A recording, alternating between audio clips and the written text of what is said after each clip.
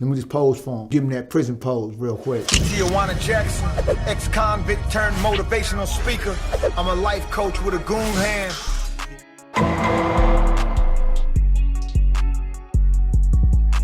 What is up, you guys? Welcome back to I Seen That Reaction Channel.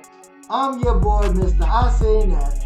And if you're here for the first time, make sure you leave a like, make sure you leave a comment, and subscribe. Turn on the bell notification so you can be aware the next time your boy, Mr. I Seen That, drops his next reaction video. So, in this reaction video, y'all, we gonna be reacting to Tijuana Jackson. Now, the reason why we gonna be reacting to Tijuana Jackson is because one of my subscribers asked me to, react to some more Tijuana Jackson. So for my loyal subscribers and my new subscribers, if y'all rocking out with me, if you guys have any suggestions on anything that you guys want me to react to, just leave your comments below, and we'll see if we can go ahead and make that happen. Alright? But, back to the business at hand. Okay, so, in this video, we're going to be reacting to Tijuana Jackson Funny Moments Giving Out Gang Compilation. Now, if you watch any of the other Tijuana Jackson videos, then you already know what type of time Tijuana on, man. So, I already know this is about to be funny, man. So, let's just go ahead and enjoy this and get into this reaction. TJ, I graduated from college right after the big economic crash. It seems my generation got the short end of the stick. Unemployment is at an all-time high, and my depression is starting to kick in. So since you missed the life coach, I need some inspiration. First off, not every generation want to blame society for their shortcomings. Fuck that. Own up to your inadequacies. You just pissed off because you can't put popping mollies and sucking Q-tip dick on your resume because you forgot to give them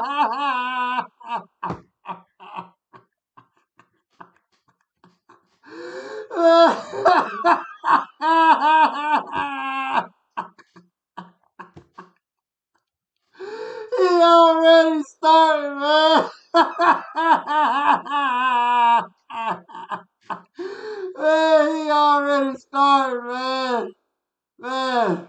Nigga, bitch, fuck your feelings, I'm real. You a byproduct of how you spend your time. But it ain't your fault because you wasn't taught. See how I made that rhyme? What you need is a laxative because you backed up from that propaganda diet, idolizing the creators instead of becoming one. And your parents probably talked you out of doing something big with your life because they self-esteem is fucked up. That's right.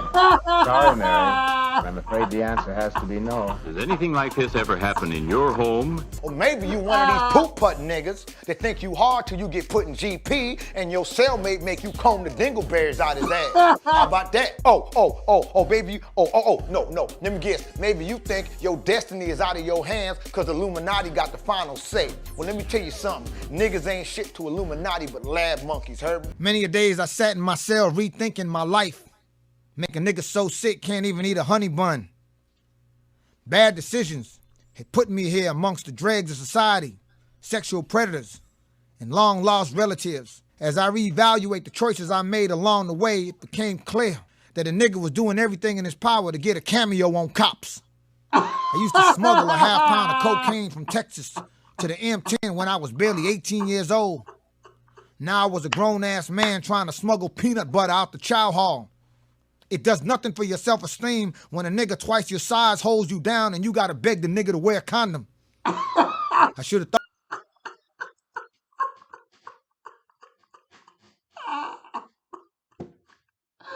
Yo, this can't be wildin', man.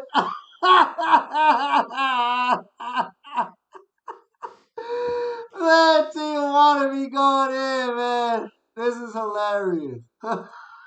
Still living with my mama, calling myself an entrepreneur, selling snow cones and crack rock out my bedroom window. Could have invested in some stock or started a business. Instead, I go off and buy this fucking speedboat that sat in my mama's yard for 3 years because wasn't no way to get a trailer hitch on a fucking Hyundai. And when it rained, the boat would fill up with water so mosquitoes could hatch. My backyard was the only place in Broward County, Florida where a nigga could catch malaria. Or what about the time when my mama used to babysit this kid named Demetrius? His mama was a deputy coroner. She used to like me to come by the job once in a while and fucking in front of them dead people. When she would go to the bathroom to drain my nut out that thing, man, I'd clean out the pockets on them fucking corpses. She must have tipped off the police, because one time I was going through this dead nigga's pockets and he grabbed my hand. Nigga slapped handcuffs on me and I passed out. If you ever take any advice from a nigga, take this advice. If the body don't smell like a diaper, it ain't dead, get that nigga to the hospital, heard me? How about all the lies I concocted, trying to explain to my ex-wife why me and my auntie caught gonorrhea at the same time? What really got to me was when I started calculating all the energy I'd spent crumpling up that empty tube of toothpaste to get it good and sharp, plotting to cut a nigga for stealing my last cigarette. I soaked it in pee and feces, make sure that nigga got infected. Melted together some plastic spoons so I could have a nice sturdy handle. But when I was adding the final touches, I accidentally cut myself, man. My hand swole up, couldn't use my fingers.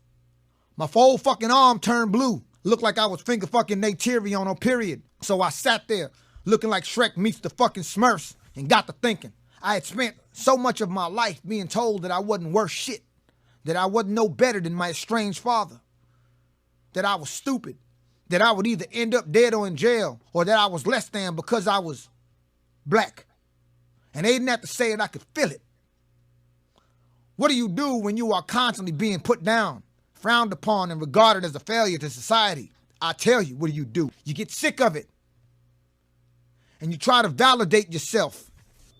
So you buy things like fake hair, different color contacts, a Louis Vuitton rag top for your raggedy ass.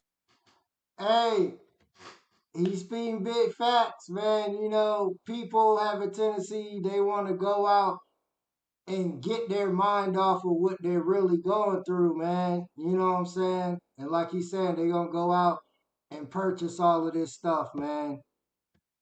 Got to work on yourself, people. You got to work on yourself. 2001 Hyundai.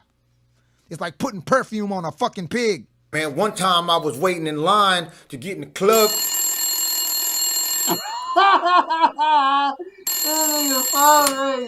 Hello? Thank you.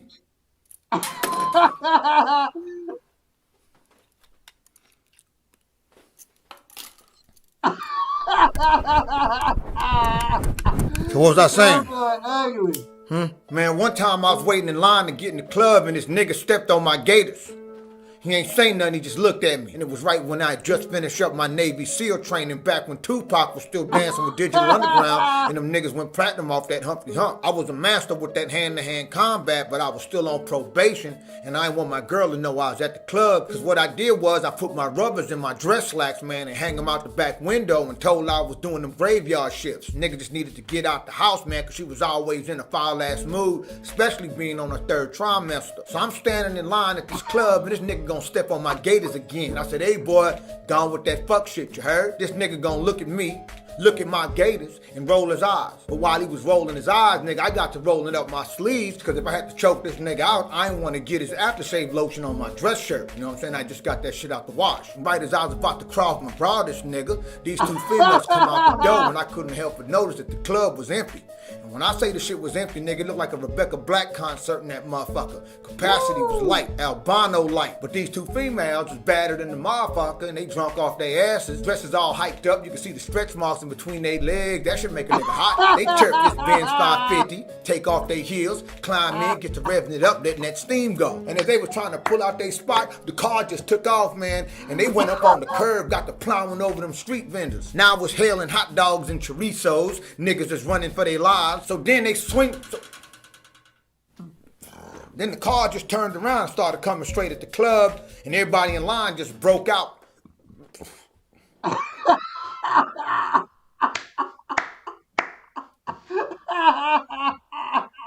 Then the car just swung around and started coming straight at the club. Everybody in line just broke out like the dope house, man, throwing elbows, trampling each other. So the vehicle skidded up onto the VIP carpet, right? Scraping up against the club, sparks flying, glass breaking. Them two females just continued down the sidewalk, dragging that security guard with him because his utility belt got him.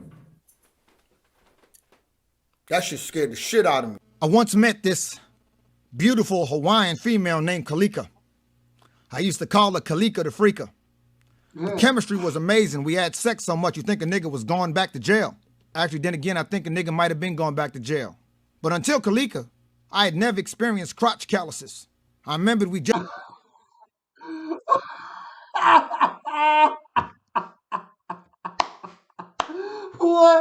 What is crotch calluses? Does anybody know what crotch calluses is? If you know, put it down in the comments.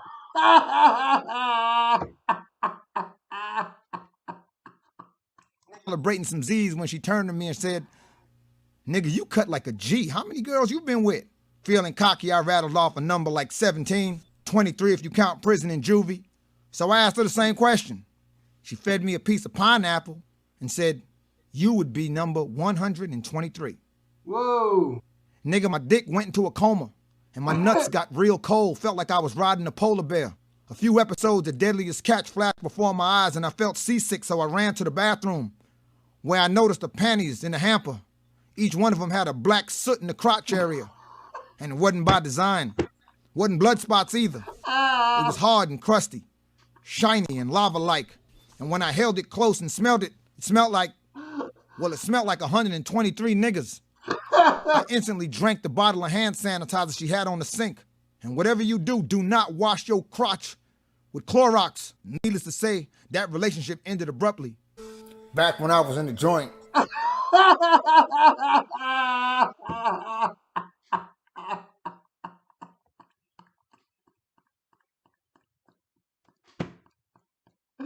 Yeah, why is he laying down in the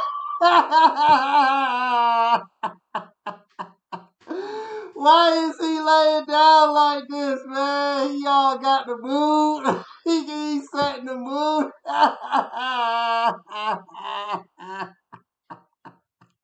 Popping on this Aryan Nation motherfucker's phone call. He's sitting there for like an hour yelling at his 3-year-old daughter for inviting a black dude to her birthday party. He telling her it's gonna ruin his reputation if she keep the shit up. I couldn't help myself. I said, "Nah, nigga. Your reputation was ruined the minute you gave up a carton of cigarettes to get that nasty-ass swastika tatted on your Adam's apple. Shit was all fucked up. You can only see half of it. Looked like his chin was in a fucking foot race. This nigga gonna cut me a look, but he ain't know I had my shank in my sleeve. I was just trying to stay positive. See if I could get the warden to put me on one of them dog training programs, because that's what I used to do. I used to train them drug dogs, call them scratch and sniff. I had them in the hood, man, because all these junkies would lose their drugs, nigga, for $5. My amp staff, he might shit in your house, but he'll find them mollies, heard me? As I recall, man, business was booming because Hollywood had the most methamphetamine hollers per square foot in all of Broward County. Listen. I'm talking about Hollywood, Florida. I ain't say Hollywood, California with the Walk of Fame. Hollywood, Florida with the Walk of Famine. Because a methamphetamaholic don't eat nothing but Cheetos and semen. It's a fucked up combination when you can't get either one of them sticky motherfuckers off your fingers. I mean, what you gonna do? You gonna lick that cheese dust off your semen fingers? Shit. And all that sodium might explain why all these meth heads is dying from heart disease. Then again, telling the meth head he died from heart disease is like telling Lance Armstrong he lost a friend on Facebook. That's what I forgot to do, actually. Where my shit at? This nigga pulling it up. How much y'all want to bet this motherfucker turn to Jesus? But anyway, this Aryan Nation motherfucker gonna hang up the phone and get the chirping. And I'm like, I know he ain't talking to me, but then he gonna get up in my face, man. We lock arms, and the next thing you know, I'm gargling pepper spray. Boom, I am you. They strip me down naked, throw me in the hole, get to feeding the nigga Nutriloaf. And for those of you who don't know, man, Nutriloaf, man, it's just these dehydrated bricks of dead goldfish, giblets and chitlins. For real, you can look the shit up on Google, man. Nutraloaf, Nutriloaf. I was bitter. Nigga, I was bitter. This piece of mountain trash gonna get me put in the hole for a technicality. Like I said in my judicial review, yes, I had the shank on my person, but the skinhead in question was not the intended recipient. The more I go over this trial in my head, nigga, the more I wanna kill this snotsy. That's what I call them snotty Nazis.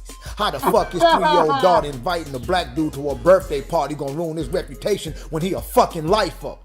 That's like busting a U-turn at a DUI checkpoint, nigga. It don't matter, you doing time regardless. I got heated sitting there with my asshole exposed on this cold ass concrete. Don't nothing make me hotter than a cold asshole. And these raps ain't got no fucking manners. Crawling all on your face while you trying to sleep, eating Nutrilo crumbs out your mustache. That's how I got this herpes on my lip. But as them days went by, I lost all sense of time. And it was a trip too, cause you sit in the darkness long enough and your eyes adjust and that thick stench of urine becomes an aphrodisiac. And never mind that shit about going blind, cause I must have masturbated for like a week straight, and if anything, my vision got better. I sat there in the darkness, stiffer than a child molester with a handful of tokens at a Chuck E. Cheese. Alright, y'all, we back, man. Once again, man, hey, it's always funny to me with Tijuana, man. He does not disappoint me at all, man. He giving out game, and it's just funny at the same time, man. Hey. Hilarious, man. I hope y'all enjoyed that. To my subscriber who requested it, I hope I did it some justice for you, man. I hope you liked the reaction, man. If you guys are here for the first time, make sure you leave a like, make sure you leave a comment, and make sure you subscribe and turn on the notification bell so you can be aware the next time your boy, Mr. I Seen That, drops the next reaction video. Whatever, man. Hey, man, I appreciate y'all, man. Y'all know the vibe. Peace.